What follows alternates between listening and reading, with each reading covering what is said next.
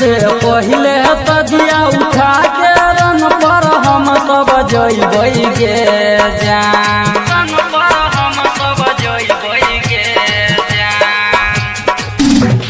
सबसे पहिले तजिया उठा के रन पर हम सब जइबै गे जान।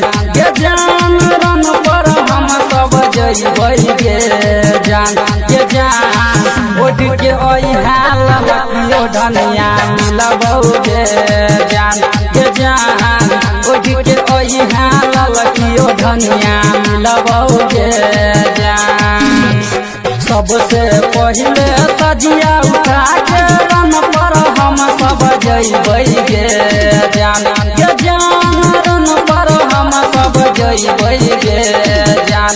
गे जान ओढ़ के ललकियो धनिया मिलबौ गे जान। गे जान ओढ़ के ललकियो धनिया मिलबौ गे जान।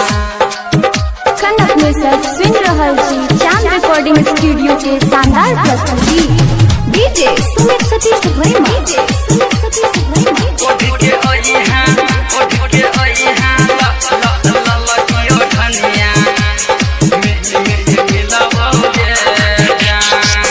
झरनी देखैला आबै छलही अन्हरिया में फेर काल्हि आइ बजैहा दिन दुपहरिया में।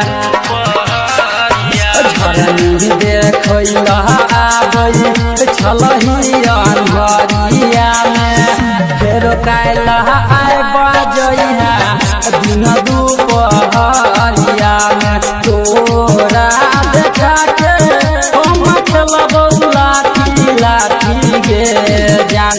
गे जान खेलबौ लाठी लाठी गे जान।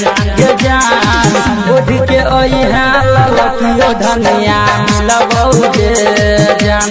गे जान ओढ़ के ललकियो धनिया मिलबौ गे जान। कनक म्यूजिक सुन रहल छी चांद रिकॉर्डिंग स्टूडियो के शानदार प्रस्तुति डीजे सुमित सतीश भैया।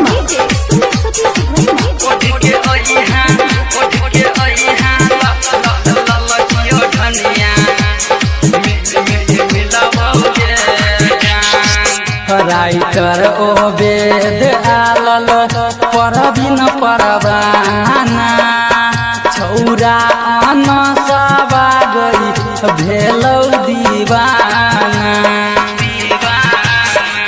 राइटर ओबेद आलल परबिन परवाना छौरा अनसबा गई भेल